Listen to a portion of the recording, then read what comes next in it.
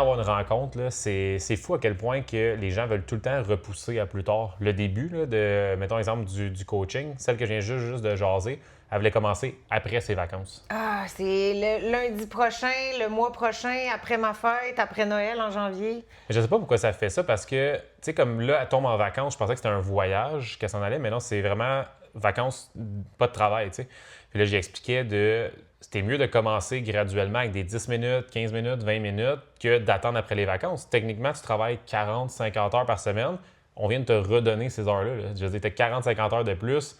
Qu'est-ce que ça fait de s'entraîner 30 minutes, 45 minutes, 2, 3 fois par semaine, tu sais? Fait que je sais pas qu'est-ce qui fait en sorte qu'on repousse tout le temps plus tard, je sais pas. Bien, je pense, en premier lieu, je pense que le changement fait peur.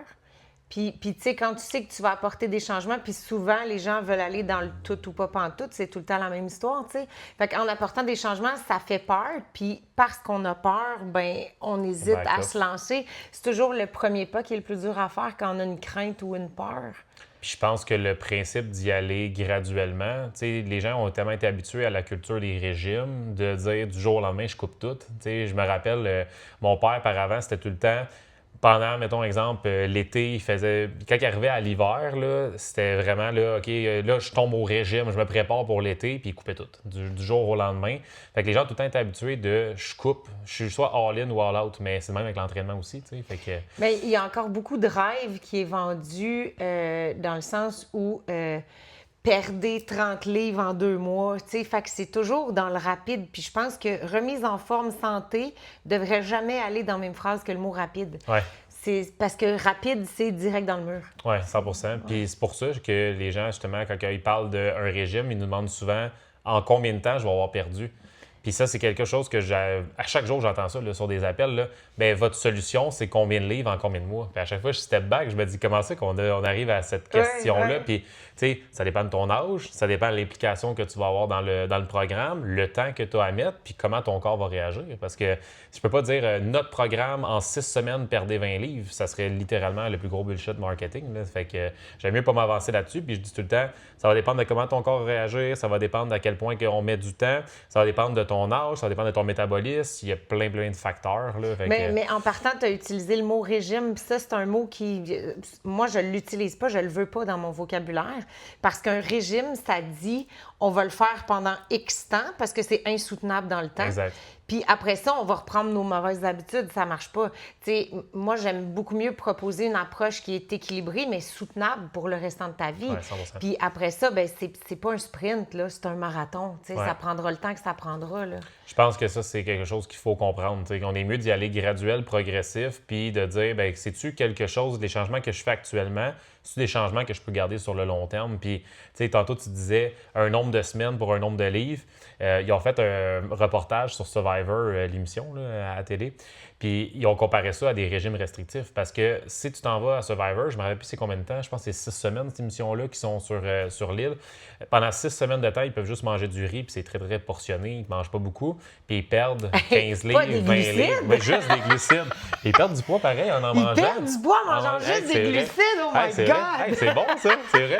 Ils mangent juste des glucides puis ils perdent du poids. Fait que, ouais, ils mangent juste du riz pendant 5 semaines, 6 semaines, très portionné. Puis ils perdent 10, 15, 20, 25, 30 livres à travers l'émission. Puis là, c'est là qu'ils disent après. Dès qu'ils finissent l'émission, ça prend combien de temps avant de le reprendre? Il y en a qui le reprennent en 1 semaine, il y en a qui le reprennent en 4 jours, 5 jours. Fait que c'est un peu le même principe que d'une diète restrictive, comme tu dis, ou d'un régime. Si on n'est pas capable de le maintenir sur le long terme, techniquement, dès qu'on recommence à manger comme on mangeait avant, on retourne dans nos anciennes habitudes, on prend du poids, puis sinon plus. Là, fait que... Bien, c'est un conseil que je donne souvent.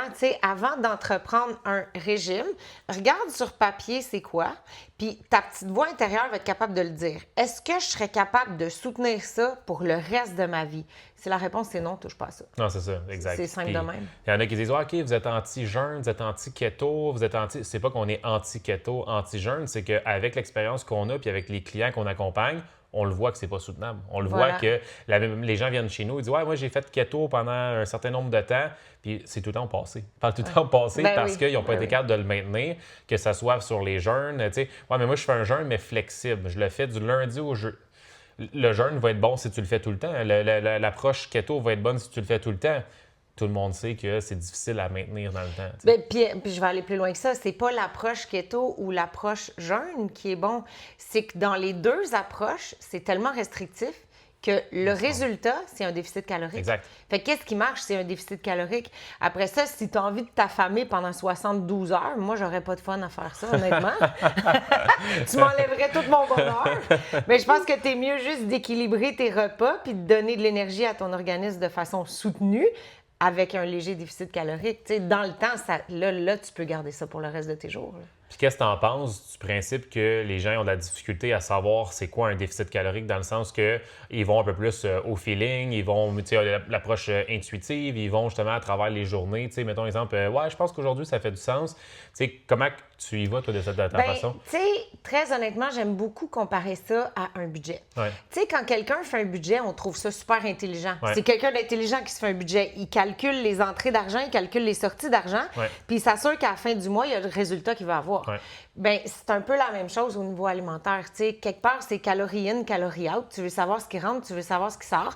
Puis après avoir fait un léger déficit, et je dis léger parce que je vois malheureusement des femmes de 30, 40, 50 ans qui se restreignent à du 800 calories par jour alors que c'est même pas assez pour un enfant de 7 ans. Tu sais, fait que quelque part, on veut aller dans un léger déficit calorique qui est soutenable sur X temps pour perdre le poids que tu as à perdre. Puis après ça, on arrive à un maintien. Mais même en phase de maintien, tu veux quand même savoir ce qui rentre puis ce qui sort parce que tu es intelligent puis tu veux faire comme ton budget. Fait que, tu sais, il n'y a rien pour savoir exactement ce qu'il y a dans ton assiette puis à savoir si ça va fonctionner à la fin de la journée. Puis tu le calcules comment? Tu sais, toi, de ton côté, c'est quoi la méthode qui fonctionne pour tes clientes? Tu sais, dans le sens, c'est-tu de dire, vas-y en mode meal prep puis va peser tes choses? Vas-tu, mettons exemple, en quantité puis on juste à respecter les quantités? Comment tu... Bien, en fait, tu sais, c'est sûr que je peux m'adapter à n'importe quelle façon de faire selon mes clientes. Mais si tu n'as aucune idée de la quantité qu'il y a dans ton assiette, ton œil, il n'est pas bon. Particulièrement quand tu as faim, ton œil n'est pas bon, puis le mien non plus, puis le tien non plus. Quand tu as faim, ton œil, il est comme ça, puis c'est normal. Fait que, tu sais, en perte de poids, on veut prioriser les protéines, limiter l'apport en glucides. Puis là, il faut arrêter de penser que les glucides, ça fait grossir. Pour vrai, ça en prend dans l'assiette, c'est nécessaire. Mais le problème, c'est qu'on a démonisé les pâtes en s'en mettant juste une quantité astronomique dans l'assiette. Tu sais, je donne 15 cours par semaine, je m'entraîne 4 heures par jour en muscu à chaque semaine. Je bouge énormément, je fais toujours en haut de 10 000 pas par jour. Puis jamais tu vas me voir manger une assiette de pâtes ça de grosse. Tu sais, genre les portions qui servent au Giorgio, là, ça fait aucun sens. Il y a pas un être humain qui dépense cette énergie-là, ça n'a pas d'allure, tu sais. Fait que quelque part, c'est pas les pâtes, le problème, c'est la dose. Fait qu'à partir de là, tu sais qu'il faut que tu gères la dose. Fait que les glucides, j'aime bien mesurer ça en tasse, demi-tasse, parce que c'est super facile à faire. Quand tu fais du meal prep, tu fais une grosse batch de riz, tu prends ta demi-tasse ou ta tasse, puis tu mets ça dans ton assiette, puis c'est fini, c'est réglé. Patate au four, c'est à peu près la même chose si tu y vas en... Tu sais, tu es capable de voir ta demi-tasse, ça ressemble à quoi, puis ça ressemble à quoi au niveau de ta patate au four, c'est un peu la même chose. Puis après, ben tu sais, il n'y a rien comme peser ta viande. Puis c'est pas vrai que c'est difficile. Même si tu as fait une viande qui a des morceaux dans une sauce, tu peux prendre des pinces puis mettre dans ton assiette la viande pour savoir à peu près. On ne veut pas être parfait, mais tu sais, si tu devrais avoir un 100 grammes de viande dans ton assiette, puis tu as à chaque jour 160, bien, ça se peut que le calcul ne marche pas. Au même titre que si tu devrais avoir 100 grammes, puis à chaque jour, tu as 40 grammes, bien, ça ne marche pas non plus. Il va manquer de protéines quelque part. Fait que, tu sais, après ça, si ça joue entre 100, 110, 120, 90, on est dedans. On ne peut pas être parfait, là. C'est pas obligé d'être coupé au couteau. J'avais vu une vidéo, là, ça me parlait énormément. Je vais arrêter ça là, puis je vais revenir sur ça, OK? Parce que imagine que ça fait une bout. J'ai comme eu un petit brain, puis je me dis... OK. Ça serait drôle, parce que c'est fucking bon, là. On continue, bon, là. on fait on est ça. solide. Puis ça, c'est plein de vidéos, là. Total. OK. Dans le fond, où est-ce que je m'en allais? C'est quoi, j'avais fini en ça? J'ai vu une vidéo. OK. J'ai vu une vidéo sur les réseaux sociaux d'une coach qui montrait la différence entre peser puis pas peser. OK? Puis j'ai vraiment trouvé la vidéo bonne. C'était le nombre de temps. Fait qu'à place de dire, c'est beaucoup de temps, dans le fond, là, de peser, tout ça, j'ai pas le temps de faire ça. Puis là, dans le fond, tu l'as vu. Puis dans le fond, c'était l'assiette avec le poulet sur une balance, puis l'assiette avec du poulet juste à côté qui était déposé. C'est le même temps. Là. C'est pas compliqué, tu sais. Puis il y a vraiment un blocage des gens de venir le calculer, puis dans le fond de dire, OK, c'est ça qui rentre, c'est ça qui sort. Il y a vraiment un gros blocage là-dessus. Puis, ben, qu'est-ce qui fait en sorte qu'il y a un blocage? C'est les anciennes diètes, puis les trucs qui sont restrictifs. Oui. Mais ça veut pas dire que parce que tu pèses, que tu t'en vas en grosse restriction. Ben ça n'a non. aucun rapport. J'expliquais ça à une cliente hier, puis elle me disait, ah, OK, je comprends ce que tu veux dire. Oui, c'est juste parce que tu vas arriver à une structure qui va être claire et efficace. Tu t'en vas pas, dans le fond, sur du 800, 900, 1000 calories. C'est que les gens ont associé le fait que si je pèse, ça veut dire que je m'en vais dans une affaire là, d'avoir ultra restrictive, le fitness à 800, 900 calories, d'en perdre ses cheveux. Là. Fait qu'il faut juste comprendre que non, de peser, c'est juste pour assurer que tu arrives dans ta structure. Ben oui. Puis je vais pousser plus loin ta réflexion. Je te dirais que, OK, sans mentir, là, 80-90 % de mes clientes, là, ils me disent après quelques temps, j'ai jamais mangé autant, puis je perds du poids. Oui, c'est ça, c'est fou, là, ce feeling-là. Fait que c'est pas parce qu'on enlève, c'est parce qu'on veut que tu en aies assez, des protéines, c'est important, tu sais. Puis après, on va arrêter de vouloir comme tatouer le mot protéines partout. Les glucides aussi sont nécessaires. Tu as besoin de tes réserves en glycogène si tu veux pousser un bon entraînement. Puis si tu pousses pas un bon entraînement, tu vas pas gagner en force. Puis si tu gagnes pas en force, ben tu n'augmenteras pas ton métabolisme. Tu sais, c'est une espèce de cercle vicieux. Fait il y a rien qui devrait être retiré de ton assiette ou démonisé. Puis tu sais, quand tu pèses, tu vas peser chez vous, tu vas peser au day-to-day, au quotidien, puis après ça, tu vas au restaurant, mais tu n'en fais pas un cas parce que tu sais à peu près quelle quantité de protéines tu devrais avoir dans ton assiette, puis comment si tu bosses une fois parce que tu vas au resto, pas grave, on s'en fout. Les gens, ils pensent que parce qu'ils ont été au restaurant, puis ils l'ont, mettons exemple, ils s'en ont permis un petit peu plus, que là, leur semaine est scrappée. Ça, c'est un autre truc. En tant que tel, c'est juste de revenir dès le lendemain. Si tu t'en vas souper en famille, tu t'en vas souper au restaurant ou quoi que ce soit, je veux dire, on n'arrive pas avec la balance au resto puis peser les trucs puis tout ça. Non. Mange en fonction de ce que tu as appris, parce qu'il y a aussi une grosse partie éducation là-dessus. Je veux dire, quand tu le fais-le pas comme un robot, fais-le plus comme quelqu'un qui veut apprendre aussi en même temps. Puis, tu apprends, il y a une partie d'éducation, à l'intérieur de nos coachings, tu éduques les clientes, c'est super. Puis, on a beaucoup de partie là-dessus qui est intéressante. Lire les valeurs nutritives, apprendre à comprendre c'est quoi les bons choix, les moins bons choix. Tu arrives au restaurant, bien, on va te guider aussi là-dessus. On les guide, puis après ça, bien, tu peux faire les bons choix même au restaurant. Mais c'est ça, c'est comprendre qu'il y a une partie équilibre là-dedans. OK, je m'en permets au restaurant, mais c'est pas je m'en ai permis au restaurant. Le lendemain, comme tu dis, des fois, ça va c'est OK, c'est le brunch, après ça, c'est le. Non, mais puis c'est que des fois, c'est même pas le lendemain, c'est juste, tu sais, comme, OK, tu as dérapé au déjeuner, mettons. Bien là, tu dis, tant qu'à avoir dérapé, je vais déraper au dîner aussi. Puis là, tu cumules. Puis là, oh, paf, t'arrives à un 3000 calories over à la fin de la journée. Alors que si t'avais juste comme dérapé le matin, puis dès ta première collation, tu te réenlignes. T'as pas fait de dommages. Zéro. Ça ne change rien au final. Puis là, tu l'as dans le jour même, mais tu l'as aussi en principe de fin de semaine. Tu sais, les gens, justement, qui disent, OK, ben moi, là, je suis vraiment, vraiment good du lundi au vendredi midi. Mais après ça, là, parle-moi-en pas. Tu sais, ouais, mais parle-moi-en pas. Après ça, pose-toi pas de questions si depuis les 5-10 dernières années, il n'y a pas de résultat. Si ça a tout le temps été ce pattern-là, peut-être que là, de ton côté, ça fonctionnait avant, mais là, ça ne fonctionne plus. Il faut que tu comprennes. C'est un bel exemple de tout ou pas pantoute. Exactement. C'est toute la semaine, puis pas pantoute la fin de semaine. Ça ne peut pas marcher, ces deux extrêmes. Tu sais, c'est ça. C'est que si tu t'en vas la fin de semaine, tu dis, je m'en permets un peu parce que là, je suis moins. Mais ça dépend. C'est quoi ton un peu? C'est encore là. C'est quoi s'en permettre un peu? C'est juste qu'il faut rester quand même dans l'équilibre derrière ça. Mais c'est juste surtout, là, on va revenir à un point qu'on parle souvent, puis qui, des fois, frustre les gens. Mais l'alcool, souvent, est associé à la fin de semaine. Puis fin de semaine commence de plus en plus tôt. Tu sais, quand les gens ils trouvent ça drôle, le jeudi, c'est drôle, mais c'est pas si drôle. Non, dans le sens que drôle. quand tu commences à boire le jeudi, puis qu'il y en a que c'est à chaque jour de la semaine, puis que l'alcool, dans le fond, c'est rendu quelque chose qui est ultra banalisé, puis on dit, OK, le lundi, je bois, mais juste un verre. Mardi, je bois juste un verre. Mais là, mercredi, j'ai une bonne nouvelle, là, ben, on peut en prendre un peu plus. Puis que là, on tombe là-dedans. Des fois, ça ouvre la porte à, justement, plus de calories, plus de consommation d'alcool, plus de nourriture. Puis c'est là que ça devient problématique parce que souvent, les gens associent fin de semaine à l'alcool. Oui, vraiment. Puis quand on associe à l'alcool, ben, c'est là qu'on ouvre les portes à d'autres choses. C'est une association de mauvaises habitudes. Là. Dans le fond, c'est vraiment juste ça. Ouais. Mais je trouve que de nos jours, ça commence à être un petit peu plus conscient. Là. Les gens, on commence à voir un peu l'impact parce que là, il y a des études qui sortent que le petit verre de vin aide au sommeil. Les gens disaient ça avant. Dans le fond, ton petit verre de vin va être au sommeil. Ah, moi, boire, là, je dors comme un bébé après. Quand j'ai bu, là, je dors bien, je m'endors tout seul. Tu t'endors comme un bébé, mais après, c'est là que ça se gâche. Exact. Ta récupération est atroce. Puis c'est ça qui est le fun. Maintenant, avec Ah, tu vois, j'ai pas ma montre. Avec les montres, avec les Whoop, puis tous les outils, même les bagues, là, ça, j'ai jamais essayé. Ouais, les bagues, puis tout ça. Capable de voir vraiment l'impact de ton sommeil, puis vraiment voir si tu as eu un sommeil qui est récupérateur. Puis les études le prouvent. Là. Je veux dire, l'alcool a une nuisance sur le sommeil et la récupération. Oui, totalement. Là, mais pas juste ça, les risques d'AVC, les risques de cancer, et j'en passe. Là. C'est comme le poison du moment qui est comme plus trendy. Là, dans le fond, l'alcool, avant, ça a été la cigarette. On voyait la cigarette partout. Là, c'est parti. Là, c'est rendu de l'alcool. Mais là, on commence à voir tranquillement... Mais je pense que les générations un peu plus jeunes, pour vrai, sont plus conscients de ça. Puis de ce que je peux constater, boivent beaucoup moins que nous, on a pu le faire. Ouais. Puis, il y a beaucoup d'options sans alcool qui commencent à naître aussi. Là, c'est ça qui est le fun, c'est qu'ils sont plus à l'affût de ça. Fait que beaucoup d'options sans alcool. La seule chose que je vois chez nos clientes qui est très problématique, c'est qu'il n'y a pas d'options sans alcool pour du vin. Ça, malheureusement, le vin rouge puis le vin blanc, c'est du jus là, rendu là. Fait que, moi, de mon côté, tout ce qui est bière sans alcool, tout ce qui est... Ça a un bon goût, mais il faut quand même faire attention à tout ce qui est calories. Parce que c'est encore des calories vides qu'on ingère. Mais tu sais, après, de toute manière, tu peux avoir la réflexion de... L'idée, c'est d'avoir quelque chose dans ta... Tu sais, l'habitude, c'est d'avoir quelque chose dans 100%. ta main.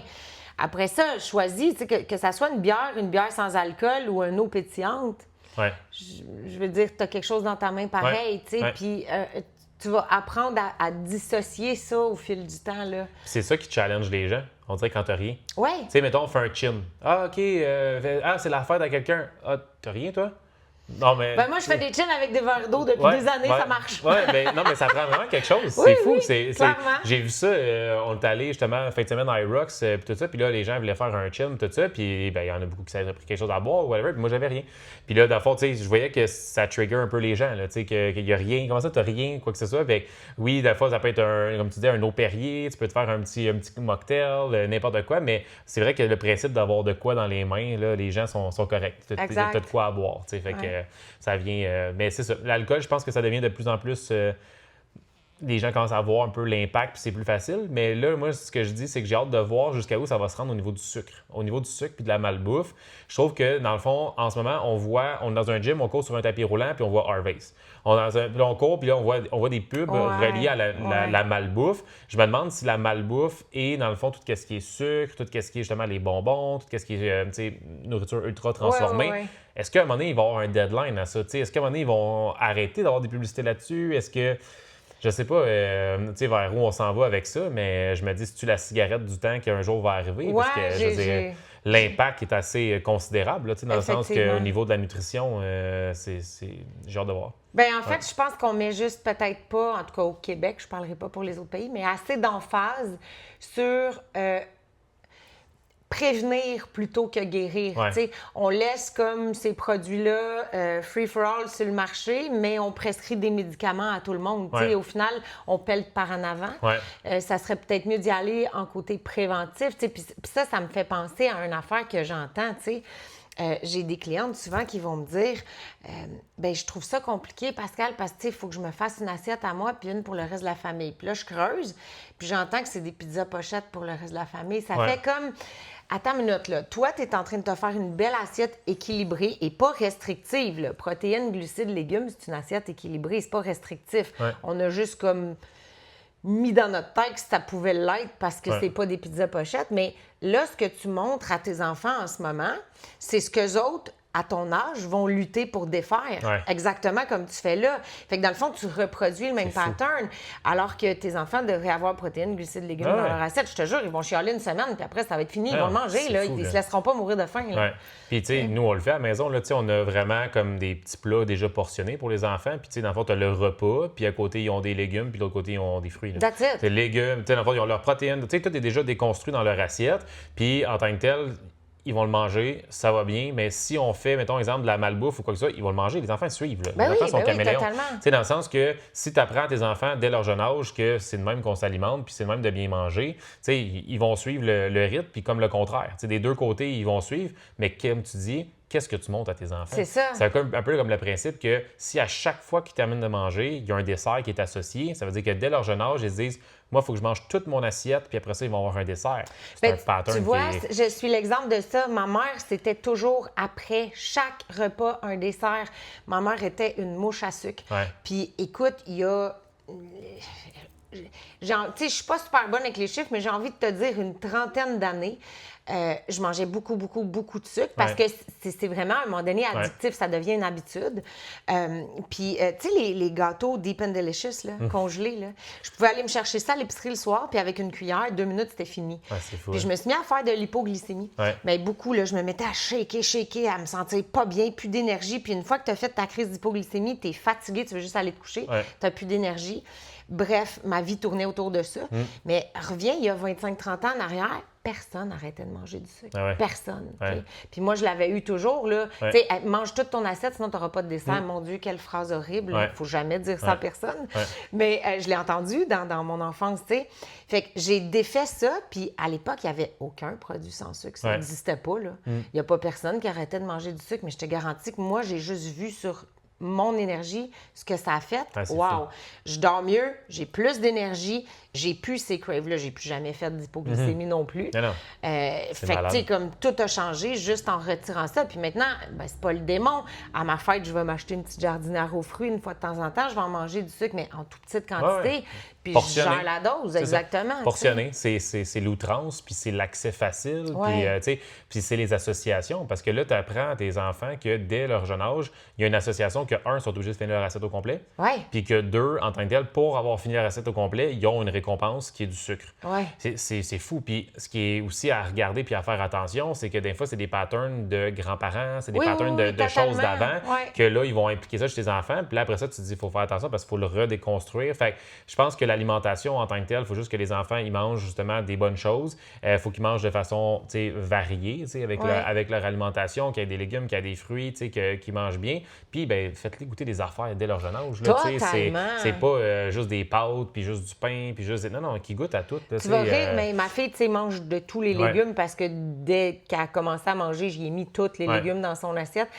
Les asperges, elle déteste ça. Okay? Mais elle va avoir 18 ans. Quand je fais des asperges, j'en mets une dans son assiette encore. Juste pour la... Juste une. Je mets un jour, ça va y aller. Puis elle la mange, elle chiale pas. Elle sait que quand je fais des asperges, il y en a une dans son assiette, puis elle deal avec. C'est comme ça, tu sais.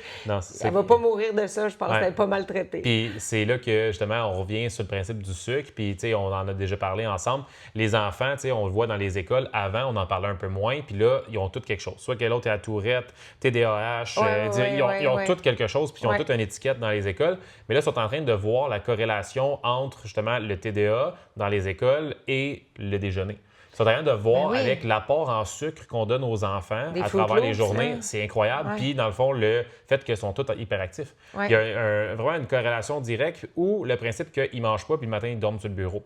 Fait que là, ils regardent au niveau de l'alimentation, au niveau des lunchs, puis ils regardent de voir que dans les écoles, il y a un problème en ce moment. Puis, ben le problème, il est là. T'sais, dans le sens que les enfants, ils commencent soit leur journée avec, mettons, 2 tranches pain blanc avec ça d'épais de beurre de pinot dessus, puis des bananes. Fait qu'ils partent avec quasiment 60 grammes de glucides le matin en partant de leur journée, ou ils vont partir avec des Fruit Loops à outrance. C'est ça. Parce que les enfants ont faim quand c'est des Fruit Loops. Le sucre à côté, exact. C'est ça, exact. Puis, tu sais, c'est un couteau à double tranchant parce qu'ils ont aussi prouvé quelqu'un qui mange de la malbouffe ou des trucs ultra transformés comme ça à répétition, en vient à les papilles quand tu manges une assiette qui est équilibrée. Tu sais, je vais dire n'importe quoi, mais un morceau de steak avec des légumes variés puis une patate au four nature, disons.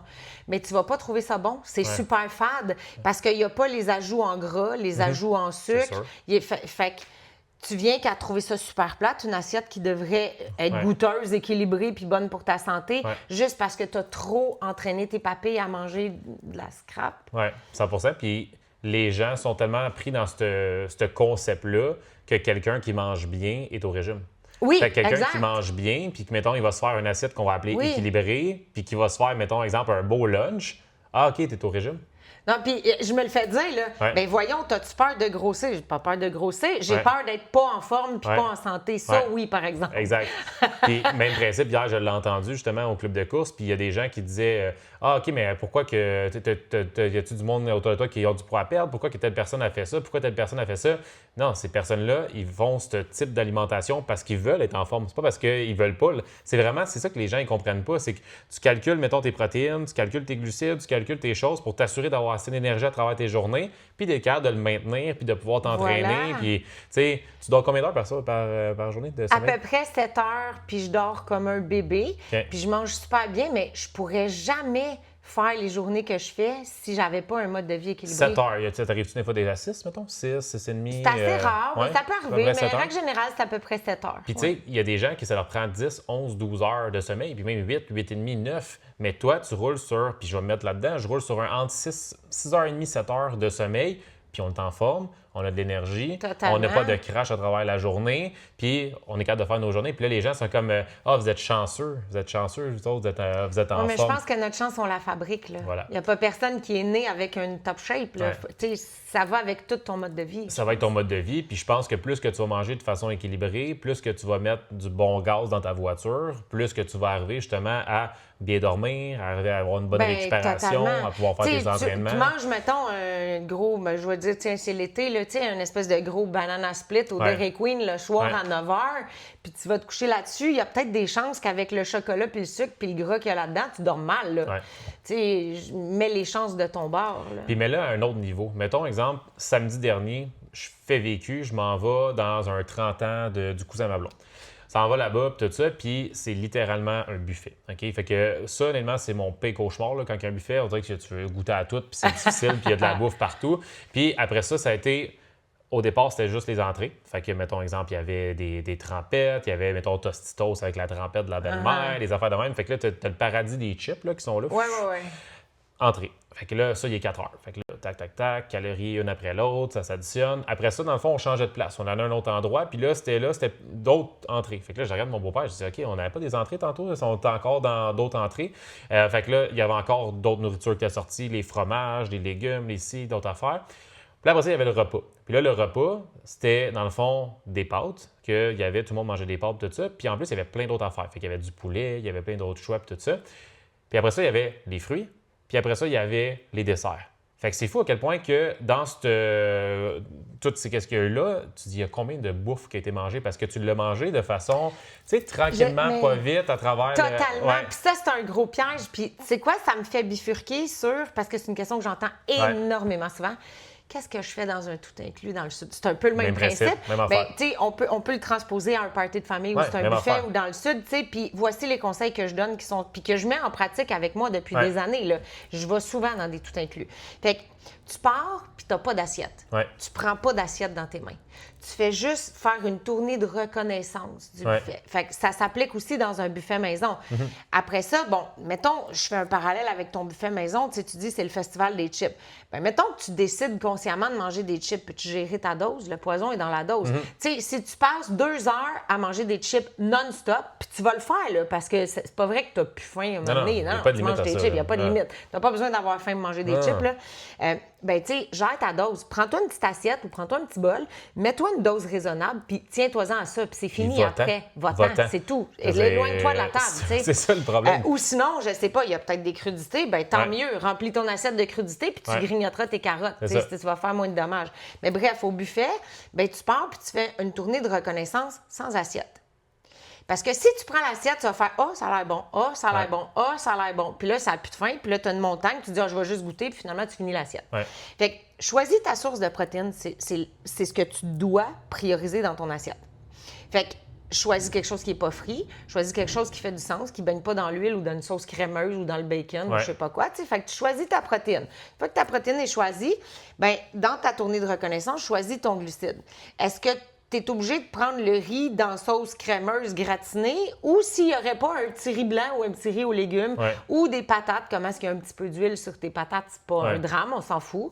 Tu sais, fait que choisis ta source de glucides, puis s'il n'y a rien qui fait ton affaire, ils ont souvent des salades de quinoa, de riz ou de, tu sais, ça peut être ça. Puis après, ben mets-en pas de montagne dans ton assiette. Puis après ça, tu vas pouvoir combler avec tout ce qu'il y a comme légumes. Dans un buffet, il y a toujours des légumes. Fait que, mais après que tu as fait ça, tu prends ton assiette, tu mets une portion raisonnable de protéines dans ton assiette, tu mets une portion raisonnable de glucides, puis tu remplis avec des légumes, de la salade ou je sais pas quoi d'autre. Fait que tu as une assiette équilibrée. Puis là, tu arrives à table, puis pose-toi la question. Je dîne chez nous aujourd'hui, là. Ouais. Est-ce que cette assiette-là fait du sens? Ouais. Si tu as 8 fois la portion que tu manges chez vous, ça se peut que ça fasse pas de sens, puis ça soit juste comme tes yeux qui ont été plus grands que ta panse, puis que tu aies pris beaucoup plus de bouffe que tu as réellement besoin. Ben oui, parce que tu as l'impression que tu veux goûter à tout. Disponible, puis tu veux goûter à tout là, dans un tout inclus. Puis ce qui est plate, c'est que presque tout est cuit dans la grosse huile. Là. Je veux dire, c'est ça qui est plus tough, mais il y a quand même des façons de faire des bons choix. Ben oui, 100%. Puis tu dis, je vais aller dans les légumes. Les légumes cuits, ils ont énormément d'huile. Les légumes qui sont pas cuits, mettons, exemple, qui sont dans une petite... c'est un peu moins pire. Fait que il y a tout de façon, comme tu dis, si tu te promènes, puis tu rouvres des yeux, puis tu picosses pas partout, ça fait du sens aussi. Mais pour revenir à la soirée du samedi, dans le sens que ce qui est tough, comme tu disais, c'est de rester à côté, justement. Quand tu restes à côté et tu piques une jasette avec un mononcle, bien, tu ne le remarques même pas, tu as mangé la moitié du sac de chips. Il faut faire attention parce que c'est des patterns. Moi, de mon côté, c'était ça mon plus gros problème, puis j'en ai plus chez nous. Parce que je sais que c'est un problème. Les chips, pour moi, c'est ça ma bête noire. Fait qu'il ne faut pas qu'il y en ait chez nous. Puis là, quand j'arrive dans des soirées comme ça, je sais qu'il faut que je m'éloigne. Comme tu dis, soit que tu portionnes, soit tu t'éloignes, tu t'en vas plus loin, tu t'en vas jaser ailleurs. Parce que d'être à côté, c'est ça. Mais si à chaque fois que tu vas à l'épicerie, tu achètes un gros sac de chips, ça le fera pas. Tu mets un couteau direct dans le cœur. Oui, puis le meilleur exemple que je peux donner là-dessus, quand on parle de l'alimentation versus l'effort versus l'entraînement, dès le lendemain, j'étais déjà revenu back on track, puis j'étais en train de m'entraîner le matin de bonne heure. Je n'ai jamais pas bien filé comme ça. Pour de vrai, ça faisait longtemps que... C'est incroyable. J'ai mangé plus, OK? Fait que, tu sais, au niveau du souper, quand je suis arrivé à la portion de pâtes, je l'ai mangé quasiment pas de pâtes. Tu sais, je mangeais les restants de mes filles, un petit peu de pâtes, puis j'ai mangé du poulet, fait que ça faisait point pire. Mais j'avais mangé plus de chips avant, puis ben, j'ai goûté au dessert. Fait que j'ai mangé un peu de dessert, gâteau, fromage, c'était incroyable. Mais le lendemain matin, j'ai payé pour. Puis dès que je suis revenu à la maison, j'ai dit à ma blonde, c'est incroyable à quel point il y a une relation entre comment tu te sens lors de l'activité physique, lors de l'entraînement, quand tu n'as pas bien mangé la veille. Mais l'affaire, c'est que quand ça fait partie de ton quotidien, tu t'en rends pas compte. Le corps humain, il s'adapte absolument à tout. Fait que si tu y mets juste de la scrap, à un moment donné, tu vas être comme adapté, puis tu verras jamais qu'il y a... Mais quand tu le retires de ta vie, puis soudainement, moi aussi, si j'ai un repas, tu sais, j'arrête au Burger King parce que je suis sur la route, ça m'arrive. Moi aussi, là, je suis humaine. Maudit que je paye pour. C'est incroyable. Pour vrai. Puis c'est pas une question de culpabilité ou pas. C'est pas ça, là. Vraiment, la mécanique fonctionne pas bien. C'est fou. Puis on l'oublie parce que je me rappelle, back in the days, on est allé à la cabane à sucre, il y a une couple de mois, puis j'ai filé le même le lendemain aussi. Tu sais, tu t'en vas à la cabane à sucre, tu manges plus gras, tu manges plus sucré, puis tu sais, après ça, le lendemain, tu te dis, tabarouette, pourquoi? T'sais, pourquoi, encore une fois, on s'inflige ça? T'sais, on dirait qu'on oublie, mais si, justement, ça le fait de façon consciente, puis tu te dis, OK, bon, j'en mange un petit peu plus là, je sais que le lendemain, mais il faut vraiment rapidement revenir sur nos pieds parce que comme on peut partir sur une dérape au niveau de l'alimentation, c'est facile. Puis pour revenir justement à une cliente justement qui me parlait de ça, qu'elle faisait tout le temps par l'alimentation. Il y a énormément de gens qui viennent travailler avec nous, qui ne s'entraînent pas, puis qu'à chaque fois qu'ils ont voulu perdre du poids, ça a toujours été avec l'alimentation. C'est fou à quel point que l'entraînement, c'est quelque chose qu'on met de côté parce que c'est inconfortable. C'est inconfortable, on le sait que ça va travailler, on le sait que ça va faire mal, on le sait qu'on va être raqué. Okay? Les gens, là, ça, être raqué... Oui, mais c'est parce que tu es raqué juste parce que tu ne l'as pas fait depuis longtemps. Exact. Si tu l'intègres dans ton quotidien, écoute, on ne serait pas raqué 365 jours par année. Oublie ça, là. Oui, mais c'est quand même quelque chose qui nous amène à être inconfortable. Oui, puis souvent, totalement. De dire quand je retire ou quand je fais attention, quoi que ce soit, c'est inconfortable parce que j'ai plus faim puis ces choses-là. Mais je réalise qu'il y a énormément de gens qui viennent avec nous, qui viennent travailler, puis c'est ça le pattern. J'ai tout le temps perdu du poids avec juste l'alimentation, j'ai tout le temps perdu du poids en coupant, quoi que ce soit. C'est vrai que c'est ça. Tu sais, je le dis, c'est 80-85 dans ton assiette, c'est sûr. Puis même si tu peux pas t'entraîner pendant un mois, tape-toi pas sur la tête, c'est pas grave, tu comprends? Évidemment, je ne conseillerais pas de faire ça, mais j'essaie beaucoup d'inculquer l'idée de tu vas pas au gym pour perdre du poids. Parce que quand c'est ça, c'est négatif. Tu vas dire, je vais aller manger une poutine puis je vais aller me punir en allant au gym. Tu comprends-tu? C'est un peu ça le pattern, puis je l'aime pas, ce pattern-là. Fait que tu vas au gym pour être en forme, pour être en santé, pour mieux bouger, pour être autonome plus longtemps, pour voir grandir tes petits-enfants, pour plein d'autres bonnes raisons. Prévention de blessures, prévention de maladies. Il y a tellement plein de bienfaits au niveau de l'activité physique, de l'entraînement, tout ça. L'arthrose, là, que tout le monde a donc bien peur d'avoir de l'arthrose. 99 des adultes ont de l'arthrose, pas grave. Mais ce qui est grave, c'est si tu arrêtes de bouger, ça va cimenter cette affaire-là. Tu sais, fait qu'il faut que tu bouges. Mais là, à un autre niveau, fibromyalgie, les médecins le disent, bouge. Assure-toi d'être dans l'action. Fait que oui, puis tu sais, je m'en vais à la crèmerie, je vais aller à la crèmerie en courant parce que je vais pas me permettre un grand cornet. Tu sais, c'est ça, cette association-là que les gens, il faut qu'ils arrêtent, tu sais, parce qu'ils vont réaliser que d'avoir couru 15 minutes, 30 minutes, tu vas avoir brûlé pas grand-chose pour ton grand cornet. Exact. Fait que tu sais, c'est là que, oui, l'alimentation devient ultra importante, mais de voir l'entraînement pour tout le reste. Tonus musculaire, tonifier ton corps, avoir des changements. Au-delà de ton corps, ton physique, ton énergie, puis tes muscles, puis tes os, puis tout, là, ton mental. Oui, ta tête, effectivement. Hey, ça fait du bien à la tête aller s'entraîner vraiment. Là. Pendant ce temps-là, tu ne penses pas à d'autres choses. Quand tu es en train de compter tes reps ou en train de charger ou dans un cours en groupe, mais tu penses à rien d'autre. Puis c'est ça qui est important. Après ça, tu vas avoir la fierté. Tu vas être content de ce que tu as fait, de ce que tu as accompli. Tu sais, le sentiment du devoir accompli, ça ne s'achète pas, ça. Là, 100%. Puis même en vélo. Tu t'en vas en vélo, tu t'en vas courir, n'importe quoi, cardiovasculaire, tu sais, tu penses à rien, tu es en bike, tu profites. Puis c'est ce qui est le fun avec le vélo, parce qu'il y a beaucoup de gens qui se remettent au vélo quand il fait beau à l'extérieur. C'est que tu peux faire, dans le fond, c'est faible à moyenne intensité, mais plus longtemps. Fait que c'est quelque chose qui est le fun aussi. Mais non, c'est vraiment de combiner les deux, d'une saine alimentation, puis l'entraînement aussi qui va amener les meilleurs résultats. En fait, c'est le mode de vie au complet. On veut vieillir en forme puis en santé. Puis il faut trouver la raison qui nous allume à ça, parce que la motivation, c'est une émotion qui ne dure jamais, qui fait ça tout le temps, pour tout le monde. Moi aussi, chanceuse, toi toi, aussi, justement, je voulais t'en parler. T'es chanceuse, toi, de tout le temps motivée. Eh boy! Si tu savais! Ben non, moi aussi, des fois, ça me tente pas. Sauf que j'ai mon why ici, tu sais. Puis je l'explique souvent à mes clientes, j'ai rien à cacher. T'sais, moi, je suis une maman solo de ma fille qui va avoir 18 ans, mais elle n'a pas de père. Mon père habite à Québec, ma mère est décédée, ma soeur habite en Australie. Moi, de l'aide dans la vie, j'en ai zéro. Là. Fait que j'aimerais ça être présente pour ma fille, puis j'aimerais surtout pas lui imposer qu'à 65 ans, elle va être obligée de m'aider à venir faire pipi. Fait que, tu sais, pour moi, c'est ma raison. Je fais comme, je veux être autonome le plus longtemps possible.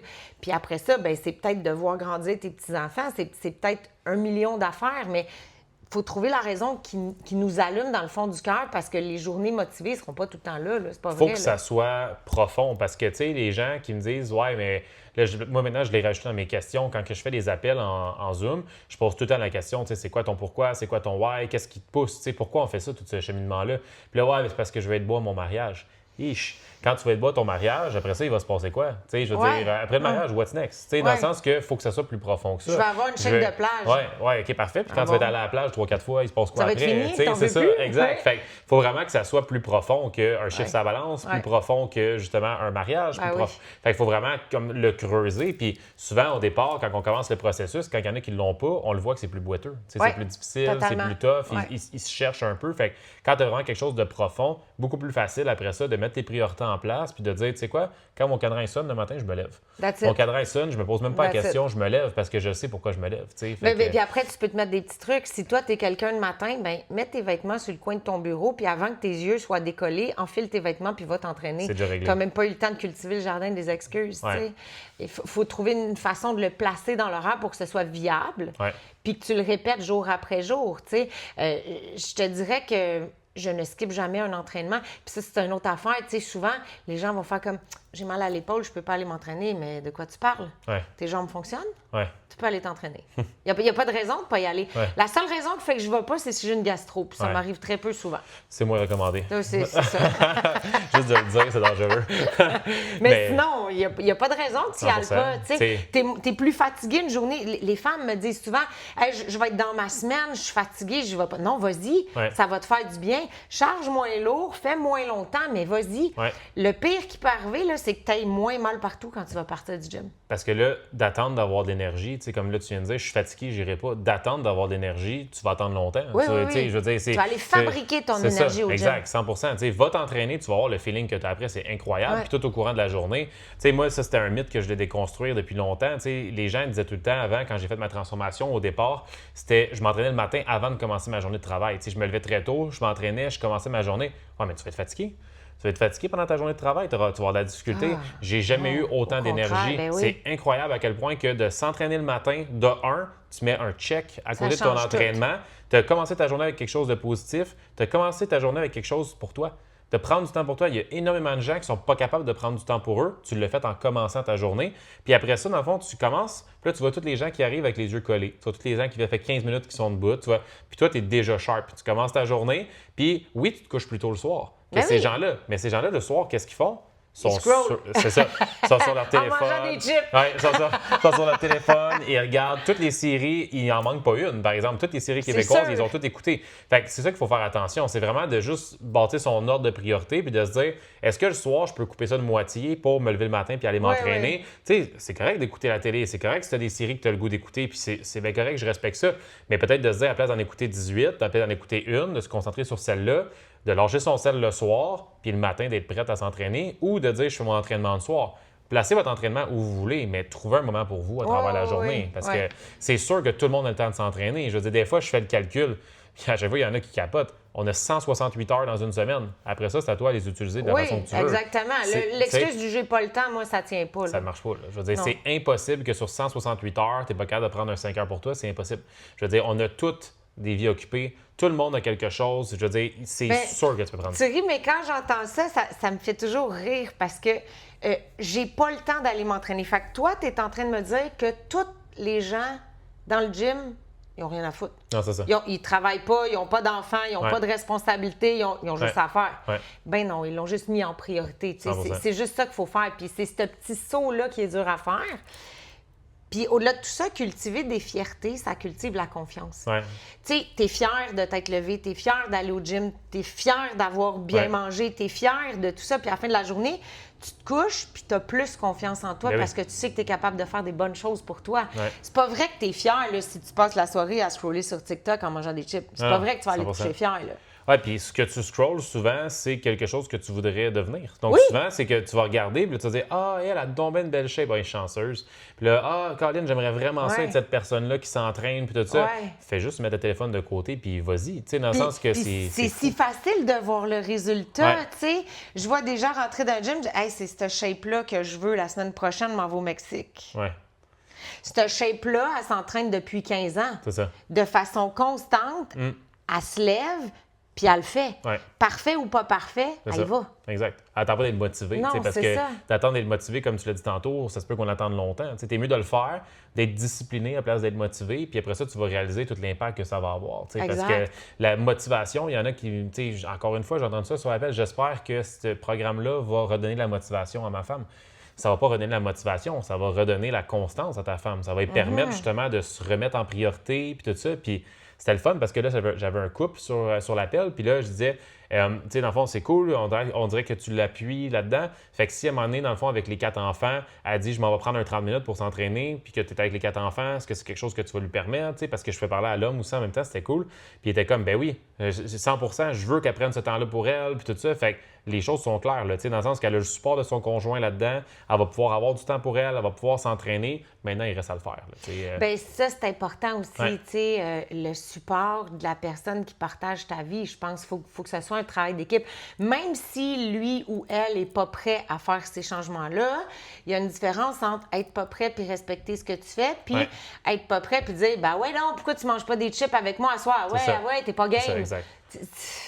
Ça, c'est pas aidant. Fait que, tu sais, je dis toujours à mes clients, mais assis-toi avec, puis dis-lui à quel point ces objectifs-là sont importants pour toi. Ça jase. C'est tellement important. Oui. Puis si t'es pas capable de jaser avec ton conjoint, ben peut-être que t'as pas le bon. Oui. Non, mais c'est 100%. Puis, tu sais, si cette personne-là ne t'appuie pas là-dedans, fait que dans le fond, cette personne-là ne t'appuie pas à devenir une meilleure version de toi-même. Toi, tu dis, moi, je veux faire des changements, je vais être mieux dans mon corps, je vais être mieux dans ma peau. Ah non, elle fait pas ça. Tu sais, des fois, ça serait de se poser des questions si tu es avec la bonne personne. Là, parce que, tu sais, en tant que tel, toi, tu veux devenir une meilleure version de toi-même, tu veux faire attention à ton alimentation, tout ça. Puis lui, à côté, te supporte pas. Il peut manger puis continuer à faire ses choses s'il veut. Il faut juste qu'il respecte que toi, tu es en train de faire des changements. Exactement. Ça, pas de tirer vers le bas, ça marche pas. Exact, 100%. Parce que l'entourage, que ce soit par tes amis, que ce soit, tu sais, quand tu décides de faire des changements, quand j'ai arrêté de boire, ça devait être le même principe pour toi. Ton entourage, ça se peut qu'il change. Parce que ton entourage, si, mettons, c'est des gens que ça ça les trigger tellement que, dans le fond, toi, tu as arrêté de boire puis ils sont tout le temps en train de te pousser à vouloir boire ou quoi que ce soit, bien là, tu réalises que tu n'es peut-être pas avec les bons amis. Voilà. Moi, mes amis ont respecté ça puis ils ont compris qu'à un moment donné, c'était juste un choix de vie. Puis maintenant, quand je vais chez mes amis, il y a tout le temps du sans-alcool puis ils sont prêts à m'en offrir. Ils ne vont pas me dire « Hey, cette fois-ci, tu prendrais-tu un verre de vin? » Ben non, je n'en prendrai pas. Tu le sais très bien. J'ai pas cette question-là à gérer. Mais on se le fait demander pareil. Là. Ça, c'est sûr. Oui, les gens, c'est ça, exact. Les gens, on dirait que ça vient les chercher qu'on consomme pas. Est-ce que c'est parce qu'eux voudraient peut-être faire comme ça puis ils sont pas rendus là? Je sais pas. C'est un cheminement aussi. On dirait vraiment que ça dérange les gens, Ben, je pense pas que... Ben oui, ça dérange les gens, mais parce que les gens sont pris quand même dans la société. Là. La société, dans le fond, c'est quand même considéré comme bizarre de ne pas boire. Là. Je veux dire, c'est comme de dire que du jour au lendemain, j'essaie de réduire le sucre. Ben, si tu dis ça à quelqu'un, c'est parce que tu es au régime. Dans le sens, la société a amené quand même à avoir ces patterns-là. Dans le sens que c'est un peu comme le principe que si tu t'entraînes régulièrement au gym, OK, pourquoi tu t'entraînes régulièrement au gym? Y a-t-il une raison? Tu veux-tu faire quelque chose? Il y a tout le temps quelque chose associé à ça. Tu t'entraînes pour une compétition? Non, je m'entraîne pour ma santé, tu sais.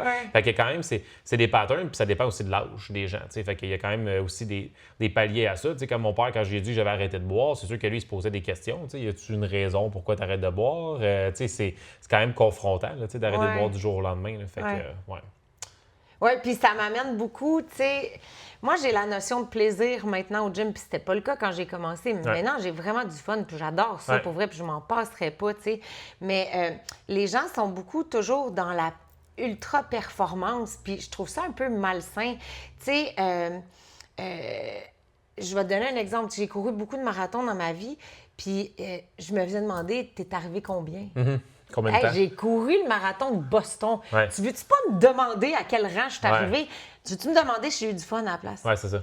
Si je me suis sentie accomplie, si j'ai relevé mon propre défi personnel. Ça, c'est important. Mais quel temps t'as fait? Ben, je sais pas qu'est-ce qui fait ça, parce que je pense que les gens, c'est plus accessible la course. Je pense que c'est ça, parce que la course, tout le monde, tu sais, je vais juste mettre mes souliers puis partir en courant. On dirait que marathon, les gens peuvent avoir une idée du temps que ça prend, fait qu'ils posent des questions là-dessus, puis on dirait que ça les intéresse. Mais mettons, moi, dans le triathlon, jamais personne qui m'a demandé quel temps. On dirait que personne ne connaît ça. Fait que personne sait. Tu sais, je suis allé faire un demi-Ironman ou je suis allé faire un Ironman. Le monde, ils vont dire, hey, ben, good job, c'est malade mental faire ça, tout ça. Ils vont pas dire, tu l'as fait en combien de temps? Ils savent même pas c'est quoi les distances, ils savent rien. Fait que je pense que la course, c'est que les gens, c'est devenu de plus en plus accessible pour les gens, mais réaliser un marathon, c'est impressionnant, réaliser un marathon. C'est juste que c'est tellement comme rendu, comment dire ça, normal de courir que les gens pensent qu'un marathon, c'est accessible. Un marathon, c'est pas accessible. Je veux dire, il y a énormément d'heures à mettre au niveau de l'entraînement, puis c'est énormément d'impact sur le corps, puis c'est pas 2 demi-marathons, là. C'est bien plus que ça. Pas. C'est bien plus que ça. C'est 12 km de trop. C'est à 30 km que tout foire. Voilà. Non, puis c'est fou à quel point que c'est des sacrifices, c'est des heures d'entraînement sur un marathon. Parce que si tu veux pas que ça te prenne 6 heures le faire puis que tu as le goût justement d'avoir un certain plaisir à l'intérieur de ton marathon, c'est qu'à un moment donné, il faut qu'il y ait beaucoup de volume d'entraînement. C'est correct, c'est un beau défi, tu sais, mais moi, tu vois, j'ai décidé de plus en faire des foules parce que je suis obligée de retirer les autres plaisirs de ma vie pour juste courir en préparation. À un moment donné, non, j'ai envie de varier ce que je fais puis avoir du plaisir. Je pense que c'est l'élément le plus important. Puis tu sais, ça aussi, c'est une affaire que j'explique souvent à mes clientes. Mais j'haïs la musculation, j'haïs ça, je veux pas en faire. OK, mais pourquoi tu veux commencer là? On peut-tu faire d'autres choses? Trouve quelque chose que t'aimes. Mettons, je sais pas, toi, t'aimes les cours de step. OK, bien, fais des cours de step. Puis si dans 6 mois, t'aimes plus ça, on réajustera. Ça se peut que tes goûts changent, là. Mais qu'est-ce qui fait en sorte que les gens aiment pas ça? Je réalise que c'est vraiment quelque chose qui revient souvent. Qu'est-ce qui fait en sorte qu'on n'aime pas ça? Qu'est-ce qui fait en sorte qu'on enlève ça, mettons, la musculation? Est-ce que c'est parce que les gens ont de la misère à faire dans leur petite bulle? Tu sais, faire des choses en solo. Je le transpose, mettons, dans la vie, OK? Moi, j'ai aucun problème à aller au restaurant tout seul. Mais la plupart des gens, tu vas leur dire ça, ils vont faire, ben non, je peux pas aller, je peux pas voyager tout seul, je peux pas aller au restaurant tout seul, Fait est-ce que c'est l'espèce d'effet de au gym, tu y vas tout seul? Oui, peut-être. Peut-être c'est ça. C'est-tu les connaissances? C'est-tu le principe de ne pas savoir quoi faire? Tu sais, je sais que ça peut devenir un bloquant, là, de ne pas savoir quoi faire. Il y a beaucoup de tout ou pas pantoute aussi. Oui, c'est ça. Tu sais, je vais aller 1 heure au gym, mais tu vires en rond, tu sais pas quoi faire, ça se peut que tu trouves le temps long, là. Fait que ça peut être ça. Sinon, ce que j'avais pensé aussi, c'était le principe qu'à un moment donné, c'est ça, comme on disait, de l'inconfort. On est inconfortable, dans le sens que ça fait plus mal. Là, en tant que tel, l'entraînement musculaire, on peut avoir des courbatures, on peut être raqué, puis ces choses-là. Puis les gens. Il y a probablement une peur aussi, Simon, pour vrai, je pense. Ça aussi, je l'entends. Je vais me remettre en forme avant d'aller au gym. Je vais me remettre en forme dans mon salon, puis après, je vais aller au gym. Mais dans ma tête, ça sonne comme OK, t'es malade, puis tu vas attendre d'être guéri avant d'aller à l'hôpital. Parce que les gens ont peut-être peur d'être jugés. Peut-être que ça les impressionne ou intimide parce que tout le monde a l'air de savoir quoi faire. Puis quand tu rentres dans un gym pour la première fois, honnêtement, tu ne sais pas quoi faire. Peut-être c'est ça. Si le setup est trop long puis tu veux passer de 0 à 1 heure, tu t'en demandes peut-être trop. Mais supposons que tu as un petit setup de 15 minutes juste pour amadouer la place. Peut-être que